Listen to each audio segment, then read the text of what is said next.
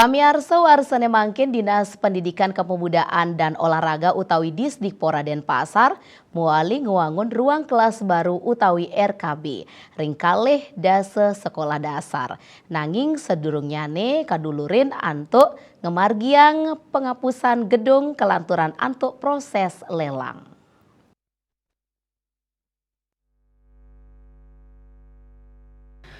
Kepala Disdikpora Denpasar Anagung Gede Wiratama Mausang, penghapusan gedung kelaksanayang oleh instansi sanewenang.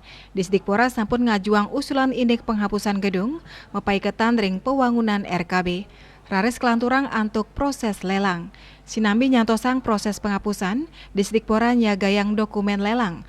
Pet Prade proses penghapusan gedung sampun memargi kelanturang antuk proses lelang.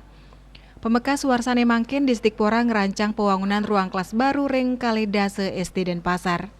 Suang-suang sekolah poleh ruang kelas sane mebina binayan. Wenten sane poleh dase ruang kelas, sahe sie ruang kelas anutin pebuat sekolah sane mepaiketan.